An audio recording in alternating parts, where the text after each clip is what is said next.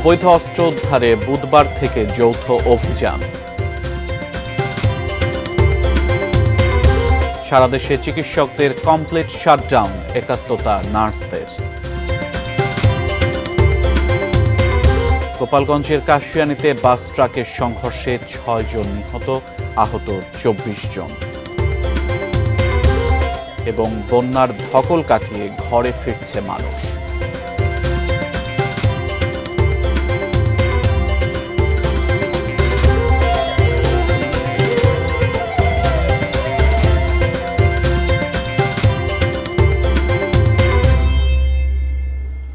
এটি নিউজ দেখছেন, আমন্ত্রণ জানাচ্ছি দেশের খবরে। আজ আপনাদের সাথে আছি আমি সিয়াম রেজওয়ান। এতক্ষণ সংবাদ শিরোনামগুলো শুনছিলেন, এবারে বিস্তারিত।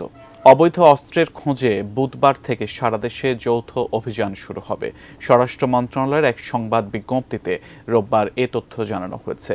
এর ঠিক এক সপ্তাহ আগে গত ২৫ আগস্ট মন্ত্রণালয়ের পক্ষ থেকে আরেকটি বিজ্ঞপ্তিতে আওয়ামী লীগ সরকারের আমলে দেওয়া সব অস্ত্রের লাইসেন্স বাতিল করা হয়। বিজ্ঞপ্তিতে বলা হয় ২০০৯ সালের ৬ জানুয়ারি থেকে ২০২৪ সালের ৫ আগস্ট পর্যন্ত বেসামরিক জনগণকে দেওয়া আগ্নেয়াস্ত্রের লাইসেন্স স্থগিত করা হয়েছে এবং ৩ সেপ্টেম্বরের মধ্যে গোলা বারুদ সহ আগ্নেয়াস্ত্র সংশ্লিষ্ট থানায় জমা দিতে বলা হয়। এরপর ২৭ আগস্ট পুলিশের লুট হওয়া সব অস্ত্র ৩ সেপ্টেম্বরের মধ্যে থানায় ফেরত দিতে বলা হয়।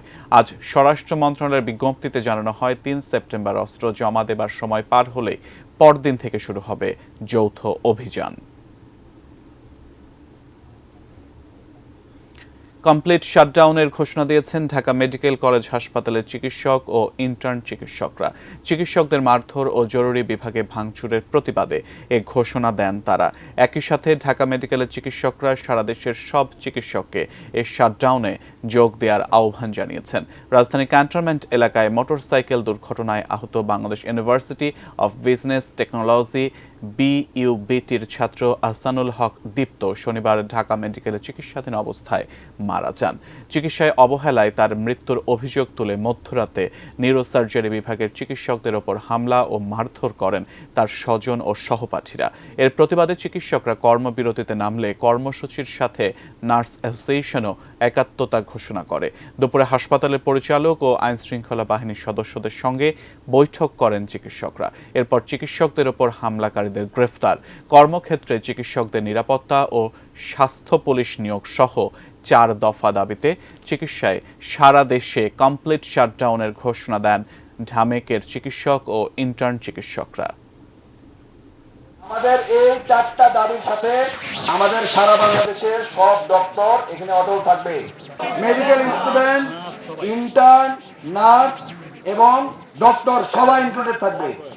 আমাদের এই দাবি যতক্ষণ পর্যন্ত না প্রশাসন আমাদেরকে আমাদের সুরক্ষা নিশ্চিত করতে পারবে ততক্ষণ পর্যন্ত আমাদের কর্মসূচি থাকবে। গোপালগঞ্জের কাশিয়ানীতে যাত্রীবাহী বাস ও ট্রাকের মুখোমুখি সংঘর্ষে ৬ জন নিহত হয়েছেন, আহত হয়েছেন আরও ২৪ জন। সকাল ৭:৩০টার দিকে ঢাকা খুলনা মহাসড়কের কাশিয়ানী উপজেলার মাঝিগাতি এলাকায় এ দুর্ঘটনা ঘটে। কাশিয়ানী থানার ভাটিয়াপাড়া ফায়ার স্টেশনের সহকারী কর্মকর্তা মোহাম্মদ রেজাউল মাওলা জানান, পিরোজপুর থেকে ছেড়ে আসা ঢাকাগামী ইমাদ পরিবহনের একটি বাসের সাথে বিপরীত দিক থেকে আসা একটি ট্রাকের মুখোমুখি সংঘর্ষ হয়। এতে ঘটনাস্থলে ৫ জন মারা যান, পরে আরও একজনের মৃত্যু হয়। হতাহতদের সবার পরিচয় জানা যায়।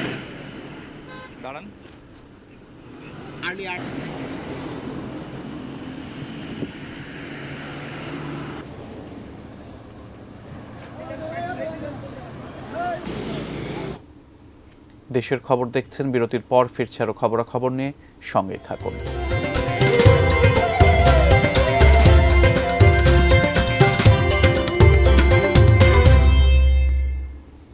বিরতির পর আমন্ত্রণ, দেখছেন দেশের খবর। বন্যার ধকল কাটিয়ে ঘরে ফিরছে মানুষ। বিধ্বস্ত ঘরবাড়ি মেরামত করে ঘুরে দাঁড়ানোর চেষ্টা তাদের। এখনও বিদ্যুৎ সংযোগের বাইরে ফেনী। লক্ষ্মীপুর, কুমিল্লা, খাগড়াছড়ি জেলায় কৃষি খাতের ক্ষতি সবচেয়ে বেশি। আমাদের প্রতিনিধিদের পাঠানো তথ্য ছবিতে বিস্তারিত দেখুন ডেস্ক রিপোর্টে। ফেনীতে বন্যার পানি নেমে যাওয়ার সাথে সাথে ভেসে উঠছে ক্ষয়ক্ষতির চিত্র। আশ্রয় কেন্দ্র থেকে ফিরে ঘরবাড়ি মেরামতের কাজ শুরু করেছেন দুর্গত মানুষ। জেলায় অধিকাংশ এলাকায় এখনো বন্ধ রয়েছে বিদ্যুৎ, নেটওয়ার্ক ও ইন্টারনেট সেবা। বন্যায় ক্ষতিগ্রস্তদের পরিবারগুলোর সামনে নতুন করে ঘুরে দাঁড়ানোর সংগ্রাম। একটা বাড়ি এজন মনে করে না, আজকে একটা বাড়ি এজন ঘুরবো, এটা নাই, এটা কিছুই নেই আমার, কিছু না। আমি বললাম না যে আমি একটা লুঙ্গি উনি আমার দিচ্ছে, এই দারবান এখানে থাকে। লক্ষ্মীপুরে খালগুলোতে প্রতিবন্ধকতা থাকায় বন্যার পানি নামছে ধীর গতিতে, ফলে ভোগান্তি কমছে না বানভাসীদের। ত্রাণ নয়, জলাবদ্ধতা থেকে মুক্তি চান এই জনপদের মানুষ। কুমিল্লার দক্ষিণের উপজেলাগুলো থেকে পুরোপুরি পানি না নামায় ক্ষয়ক্ষতির প্রকৃত হিসেব এখনো পাওয়া যাচ্ছে না। প্রাথমিক তথ্য ৬৪,০০০ হেক্টর ফসলি জমি, ২,৫০০ পুকুর ও মাছের ঘের এবং অগণিত গবাদি পশুর ক্ষতি হয়েছে। কিছুদিন পরে ধানকে দেখেন না এই সরার অবস্থা, কিছু নেই, কিছু বলার নেই। সরকার আমরা কিছু সাহায্য সহায়তা করে দিয়ে নিয়ে বাঁচতে পারি। পাহাড়ি জেলা খাগড়াছড়িতে সাম্প্রতিক বন্যায় কৃষি, মৎস্য ও প্রাণী সম্পদ খাতে ব্যাপক ক্ষয়ক্ষতি হয়েছে। সবচেয়ে বেশি কৃষি খাতেই ক্ষতি হয়েছে প্রায় ৭০ কোটি টাকা। এমন অবস্থায় সরকারি প্রণোদনার আবেদন রয়েছে কৃষিজীবী মানুষের।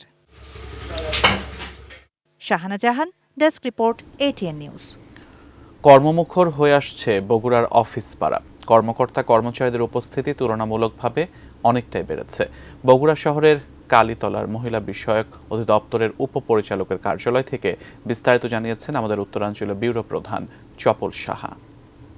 আপনারা জানেন যে যে আপনার বৈষম্য বিরোধী যে আন্দোলন শুরু হয়েছিল, সে আন্দোলনের পর থেকে কয়েকদিন একটু আমাদের দেশে যে অস্থিরতা বিরাজ করছিল, সেই জায়গা থেকে আমরা অনেকটাই এখন স্বস্তির জায়গায় চলে এসেছি। আমরা দেখতে পাচ্ছি যে ইতিমধ্যেই বিভিন্ন অফিসে, অর্থাৎ এখানে আমরা যে মহিলা অফিস, যুব মহিলা অফিস, সেখানে এসেছি। এখানে দেখতে পাচ্ছি যে প্রশিক্ষণ দিচ্ছেন তারা। আজকে কিন্তু সপ্তাহের প্রথম দিন রোববার, স্বাভাবিক কারণে আমরা মানে মনে করেছিলাম যে হয়তো উপস্থিতি কম থাকবে, কিন্তু না, তা নয়, উপস্থিতি ঠিক আছে। আমরা কথা বলবো আপনার হলো উপপরিচালকের সাথে। এখানকার অবস্থাটা একটু জানাবেন আর কি। আসলে এটা মহিলা বিষয়ক অধিদপ্তরের একটা প্রশিক্ষণ সেন্টার আছে আমাদের 5টা ট্রেডে, এবং যখন বৈষম্য বিরোধী আন্দোলনের পরে যখন নতুন সরকার হলো, তারপর থেকে আসলে সবাই আমরা নিরাপত্তার সাথে ফুল সেট আপ নিয়েই আমরা অফিস করতেছি। শুধু আজ না, বিগত কয়েকদিন থেকেই, মানে সরকার দায়িত্ব গ্রহণের পর থেকেই আমরা আমাদের ইয়েগুলো প্রশিক্ষণ কেন্দ্র জমজমাটভাবেই চলছে। আপনারা শুনছিলেন যে ওনারা যেটা বলছেন, সঠিক সময় সবাই আসছেন এবং কাজ চলছে, স্বাভাবিক গতিতে কাজ চলছে। এটা একটা বড় ব্যাপার যে প্রত্যেকটা অফিসে আমরা দেখতে পাচ্ছি যে কাজ স্বাভাবিক অবস্থায় চলছে। মোটামুটি বগুড়া থেকে এই ছিল আমার কাছে সর্বশেষ সংবাদ। আবারও বিরতিতে যাচ্ছি, ফিরে অন্যান্য খবরের সাথে আরও যা থাকছে। ঠাকুরগাঁওয়ের সাবেক পররাষ্ট্র প্রতিমন্ত্রীর বাগান বাড়ি, 200 কোটি টাকা ব্যাংক লোন।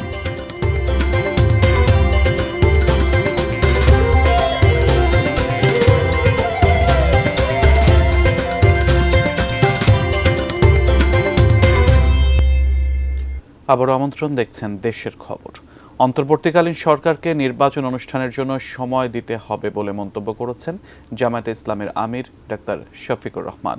সকালে কুষ্টিয়ার কুমারখালীতে বৈষম্য বিরোধী ছাত্র আন্দোলনে নিহতদের পরিবারের সদস্যদের সঙ্গে মতবিনিময় সভায় তিনি একথা বলেন। বাড়ি ফিরছেন বন্যায় ঘর হারা মানুষ, ফিরে দেখছেন ঘর বাড়ির ধ্বংসস্তূপ, ভেসে গেছে সাজানোর সংসার। বন্যায় ক্ষতিগ্রস্ত মানুষের নতুন সংগ্রাম, ঘরবাড়ি মেরামত করে মাথা গোজার ঠাঁইটুকু ফিরে পাওয়া। ফেনী থেকে বিস্তারিত জানিয়েছেন প্রতিনিধি দিদারুল আলম। ফেনীর ফুলগাজী উপজেলার দরবারপুর ইউনিয়নের জগৎপুর গ্রামের আসমা আক্তার ও মোবারক হোসেন দম্পতি। কৃষিজীবী পরিবারটির মাথার উপর একটি টিনের ঘর ছিল। এক সপ্তাহ পর পানি কিছুটা নেমে গেল। বাড়ি ফিরেছে মোবারক, আসমারা। পরিস্থিতি দেখে তারা দিশেহারা। ঘরবাড়ি পুরোপুরি ধ্বংসস্তূপ, পানিতে ভেসে গেছে জিনিসপত্র। এখন প্রতিবেশীর বাড়িতে আশ্রিত অবস্থায় দিন কাটছে তাদের। সরকার যদি আমাদেরকে কোনো সহযোগিতা করে, ক্ষুদ্র ঘর দুয়ার বান্ধি দিয়ে আমরা নিজের মতন বাচ্চা কাছে চলে যাও, মাথা উঁচু যেতে পারি। বন্যায় সব হারিয়ে নিঃস্ব এই পরিবারটি। পানির হাত থেকে রক্ষা করা যায়নি কিছুই। এখন একবেলা ঠিকমতো খাবারের ব্যবস্থাই করতে পারছেন না। বাড়ি মেরামত করবেন কিভাবে? সরকারে যদি সহযোগিতা করেন তাহলে আমরা থাকতে পারবো, নাহলে তো থাকতে পারবো না। বন্যার এমন ভয়াল রূপ আর কখনো দেখেনি ফেনীবাসী। পানি এখন নামছে, তবে প্রকট হয়ে উঠছে ক্ষয়ক্ষতির চিত্র। যে পানি উঠছে ওলা সাবাল ওই হাঁটতে হারিয়ে না, তান করতে হারিয়ে না, ওইদিকে এদিক যাইতে হারিয়ে নিও, ঘরে তো এক মোড় হয়েছে পানি। যেগুলা নষ্ট হয়ে গেছে, যেগুলা একদম ধসে গেছে, ওইগুলোর জন্য যদি এগিয়ে আসে বা পুনর্বাসন করে আমরা খুবই উপকৃত হব। ক্ষতিগ্রস্ত পরিবারগুলোর জন্য এখন প্রয়োজন রান্না উপযোগী খাদ্য সামগ্রী এবং বাড়ি মেরামতের সহযোগিতা। ক্ষয়ক্ষতি নিরূপণ করছে প্রশাসন। জিনিসপত্রের প্রয়োজন বা ঘর বাড়িটার অনেক সময় সংস্কারের প্রয়োজন, সেটাও আমরা অ্যাসেসমেন্ট করে আমরা বিভিন্নভাবে যারা সহযোগিতার হাত বাড়িয়েছে আসছে, এনজিও থেকে শুরু করে সবাই, তো তাদেরকে আমরা ওভাবে বলছি তারা কি অ্যাসিস্ট করতে পারবে। ইচ্ছেমাফিক বা অনুমান নির্ভর ত্রাণ নয়, কোথায় কি প্রয়োজন তা সঠিকভাবে নির্ধারণ এবং সমন্বিতভাবে সহায়তা দেয়া গেলে দ্রুত ঘুরে দাঁড়াবেন দুর্গত মানুষ। Didarul Alam, ATN news, Feni. ঠাকুরগাঁওয়ে রয়েছে সাবেক পররাষ্ট্র প্রতিমন্ত্রী শাহরিয়ার আলমের বাগান বাড়ি। কয়েক একর জুড়ে খামার, পুকুর, বাগানের মাঝে আলিশান বাড়ি। এই সম্পত্তি দেখে 200 কোটি টাকা ব্যাংক ঋণও তুলে নিয়েছেন সাবেক প্রতিমন্ত্রী। সেই সঙ্গে রয়েছে স্থানীয়দের জমি দখলের অভিযোগও। বিস্তারিত জানাচ্ছেন আমাদের ঠাকুরগাঁও প্রতিনিধি এম এ সামাদ। আম, লিচু, ড্রাগন, সবজির বাগান আর সারি সারি সুপারি গাছ। বাগানে লাখ লাখ টাকার বনসাই। 4টি পুকুরের মাঝে আলিশান বাড়ি। বিস্তৃত এই বাগান বাড়িটির মালিক সাবেক পররাষ্ট্র প্রতিমন্ত্রী ও রাজশাহী 6 আসনের সাবেক সংসদ সদস্য শাহরিয়ার আলম। 2010 সালে ঠাকুরগাঁও সদর উপজেলার চৌধুরীহাট বাজারের পূর্ব পাশে 25 বিঘা জমি কেনেন শাহরিয়ার আলম। নাম দেন north Bengal agro farms limited. তবে কেনা জমির চেয়েও আরও অন্তত 10 বিঘা জমি দখলে নিয়ে এই বাগান বাড়ি করেন তিনি। এতদিন পরিচিতেরও প্রবেশ নিষেধ ছিল এই বাড়িতে। এখানে এর আগে আমি কখনোই ঢুকি নেই, যদি আমার এই জমিটার ঠিক পাশেই আমার বাড়ি। আজকেই প্রথম আমি এখানে ঢুকলাম। ভিতরে হচ্ছে আপনার গরুর ফার্ম ছিল, বাগান আছে, টিস্যু কালচার ল্যাব আছে, বিভিন্ন চাষাবাদও করে। আর ওই যে গরু ফার্ম করে তখন দেখতে গেছিলাম একবার।